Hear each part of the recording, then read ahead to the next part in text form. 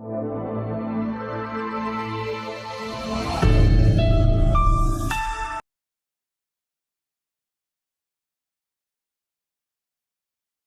है आपका प्यारे बच्चों।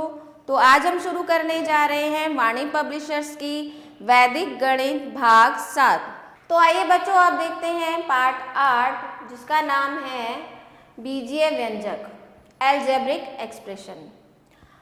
तो परिचय, पूर्व की कक्षा में हम बीजीय व्यंजक जैसे 2y plus 3, x plus 8, 3x minus 7 इत्यादि के बारे में पढ़ चुके हैं। गणितीय व्यंजकों की सहायता से समीकरण बनाकर किसी भी प्रश्न को सरलतापूर्वक हल किया जा सकता है। अब चर क्या होते हैं, वेरिएबल्स क्या होते हैं? वे राशियां जिनका संख्यात्मक मान बदलता रहता है चर राशियां कहलाती हैं। इसे प्रतीक a, b, c, x, y, z, t, u आदि द्वारा व्यक्त किया जाता है। इन अक्षरों को अक्षर संख्या भी कहते हैं। अचर क्या होते हैं? वे राशियां जिनका संख्यात्मक मान निश्चित होता है अचर राशियां कहलाती हैं, जैसे 4, 10, 105, 1000 इत्यादि। व्यंजक के पद क्या होते हैं? किसी व्यंजक का एक पद चर, अचर अथवा उसका गुणनफल अथवा भागफल होता है, जैसे कि 3x² प्लस 4xy माइनस 5 में 3x² प्लस 4xy एवं माइनस 5 व्यंजक के पद हैं। पद के गुणनखंड कैसे करते हैं? किसी भी पद के कोई भी पद अपने गुणनखंडों का गुणनफल होता है, जैसे 4xy में x और y इसके गुणनखंड हैं। एक अचर गुणनखंड को आंकिक गुणनखंड एवं एक चर गुणनखंड को बीजीय गुणनखंड कहते हैं। गुणांक यानी कि कोएफिशिएंट क्या होता है? व्यंजक में पदों के आंकिक मान को उस पद का गुणांक कहते हैं, जैसे 3xy में आंकिक गुणांक क्या है? 3 है। माइनस का 5x² में आंकिक गुणांक क्या है? माइनस का 5 है। जब किसी पद का आंकिक गुणांक प्लस 1 होता है तो सामान्यतः उसे नहीं लिखा जाता, जैसे 1xy को हम xy लिखेंगे।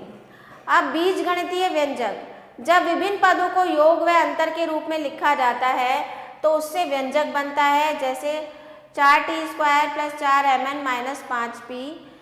और उसके बाद ये है। तो निम्नलिखित अब उदाहरणों की सहायता से देखेंगे। निम्नलिखित कथनों को बीजीय व्यंजक के रूप में व्यक्त कीजिए। तो यानी कि एक चर संख्या से 7 कम, एक चर संख्या से 7 कम, तो इसको इस तरीके से आप लिख सकते हैं। अगला है उदाहरण, निम्नलिखित व्यंजकों में से कौन से पद चर हैं, कौन से अचर? अब चर और अचर कैसे बताएंगे? जैसे पहला दिया गया है 3x² प्लस 4xy प्लस 7, तो इसमें चर पद है 3x² और 4xy चर पद है और 7 क्या है? एक अचर पद है। अब अगला है, निम्नलिखित के गुणांक लिखिए। गुणांक यानी कि अब जैसे 8x² माइनस 5x प्लस 6 का गुणांक में x का गुणांक लिखना है, तो x का गुणांक, इसमें x का गुणांक क्या है? दूसरे में x का गुणांक क्या है? माइनस का 7y²। x का गुणांक क्या है? तो यहाँ पर माइनस का 7 है, में y² का बताना है, तो y² का गुणांक क्या है? माइनस का 7 है। तो इस तरीके से आप गुणांक बता सकते हैं। उसके बाद आता है सजातीय पद यानी कि लाइक टर्म्स।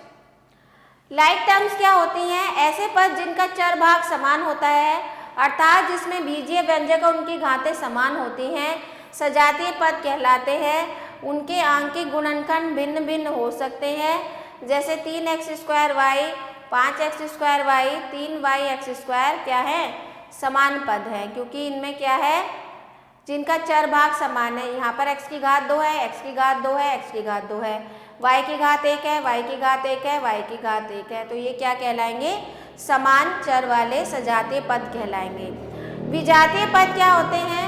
ऐसे पद जिसमें चर पद असमान होते हैं विजातीय पद कहलाते हैं, जैसे कि यहाँ पर हमें दिया है 4xy 3x² माइनस का 5y² क्या है? असमान पद है। आगे है बीजगणितीय पद विभिन्न प्रकार के होते हैं। तो कौन कौन से पद होते हैं? एक पदी यानी कि मोनोमियल, वे बीजगणितीय पद जिसमें केवल एक पद होता है, एक पदीय व्यंजक कहलाते हैं, जिनमें केवल एक पद होता है, जैसे x² 5x ये अकेले हैं। द्विपदी यानी कि वे बीजगणीय पद जिसमें दो पद होते हैं द्विपदी व्यंजक कहलाते हैं। जैसे कि इसमें एक पद ये है, एक ये है, एक ये है, एक ये है, ये क्या कहलाएंगे? द्विपदी यानी कि बाइनोमियल कहलाएंगे। त्रिपदी क्या होता है? वे बीजगणितीय पद जिसमें तीन पद होते हैं त्रिपदी व्यंजक कहलाते हैं। जैसे कि 1 2 3 पद, 1 2 3 पद, ये क्या हो गया आपका? तीन पदी है। बहुपदी यानी कि पॉलिनोमियल जिनमें 3 से अधिक पद होते हैं, 1 2 3 4, ये क्या हो गया आपका? बहुपदी है। अब आ जाते हैं उदाहरण, निम्नलिखित युग्मों में समान पदयुग्म छाटिए। समान पदयुग्म छाटिए। तो पहला है 4x² और माइनस का 5y(x²) में समान पद है क्योंकि x² y, हाँ दोनों में x की और y की घात एक जैसी है, तो ये समान पदयुग्म है। अब अगला उदाहरण देखिए, निम्नलिखित बीजगणितीय व्यंजकों में से एक पदी, द्विपदी, त्रिपदी ये आपको बताने हैं। तो जिसमें एक पद होता है एक पदी, जिसमें दो वो द्विपदी। इस तरीके से आप इसको हल कर सकते हैं। अब आ जाते हैं प्रश्नावली 8.1 पे।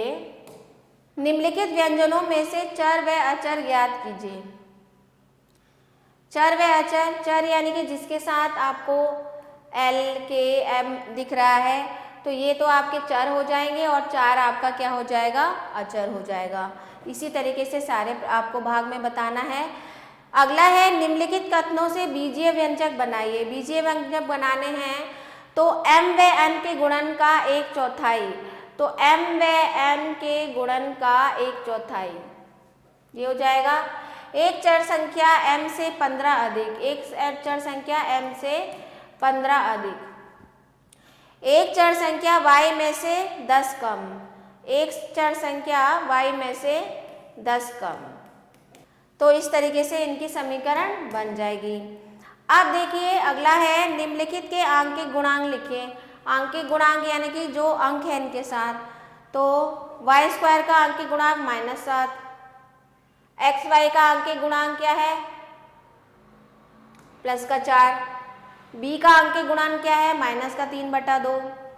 इस तरह से आप इसको हल करेंगे। चौथा है निम्नलिखित व्यंजकों में से उनके पद व गुणनफल बताइए। Find the terms and products of the following expression. तो पद बताने हैं, कौन कौन से पद हैं? 6y माइनस का y² और y²।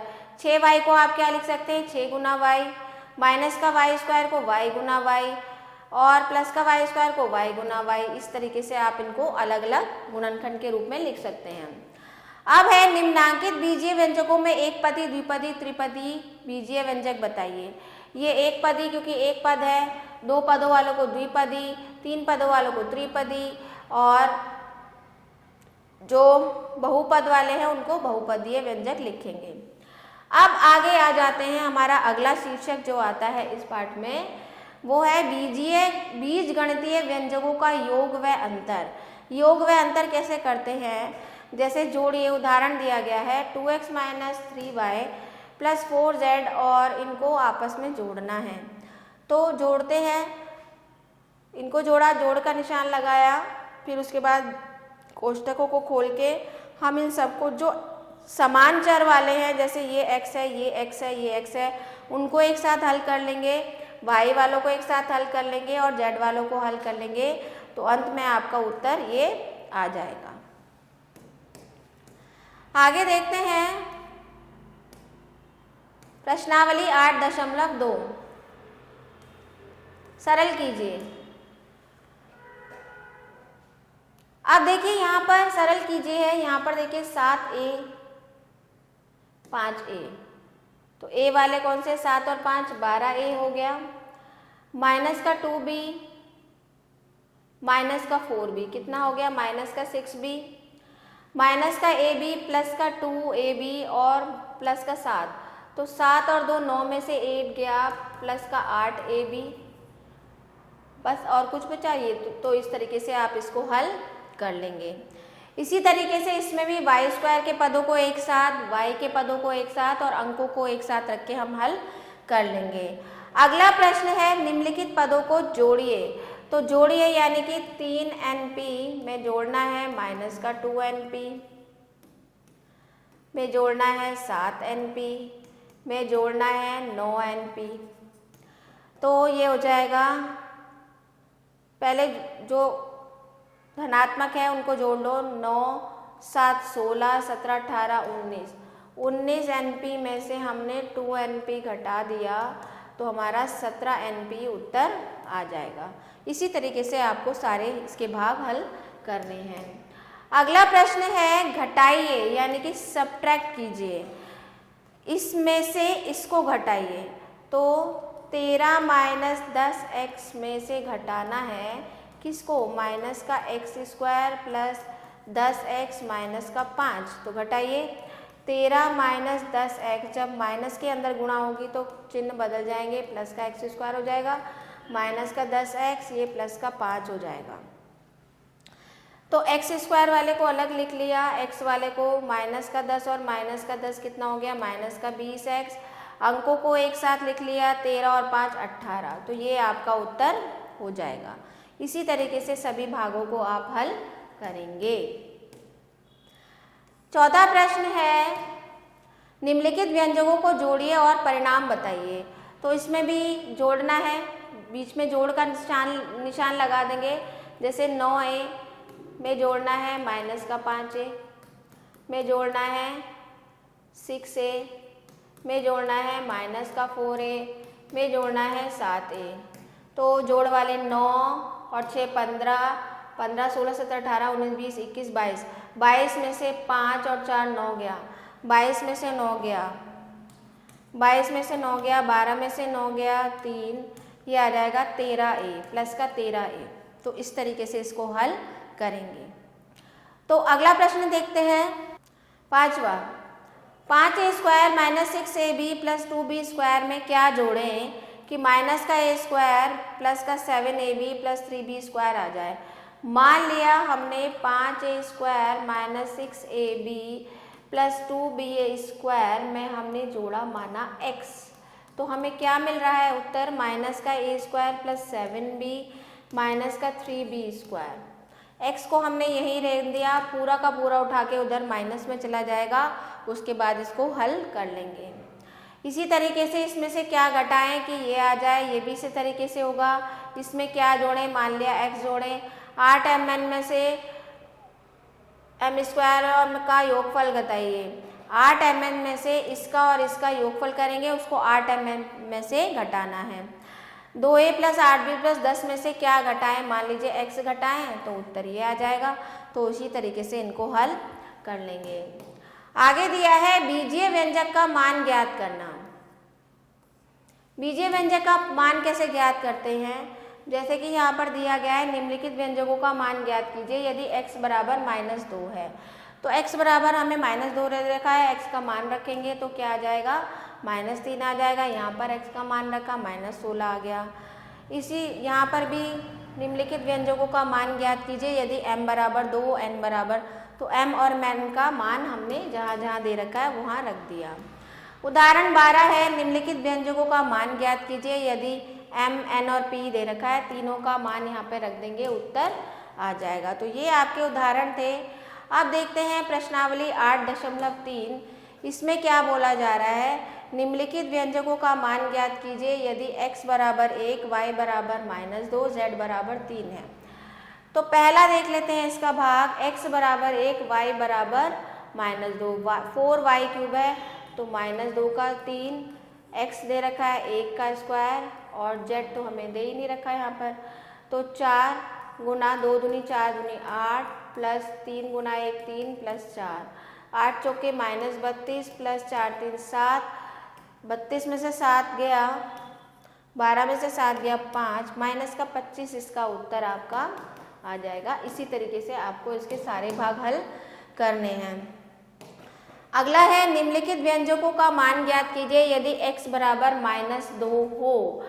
अगर x बराबर -2 है, इसमें मात्र x की वैल्यू दे रखी है, तो 4 गुना -2 की घात 3 प्लस 6 गुना -2 का स्क्वायर प्लस 4, तो 4 गुना 2 दूनी 4 गुनी -8 प्लस 6 दूनी माइनस का 12 प्लस 4, तो माइनस का 32 माइनस का 12 प्लस 4, तो 32 में 12 जोड़ दिया 32 में 12 जोड़ दिया तो 2 2 4, 3 और 1 4।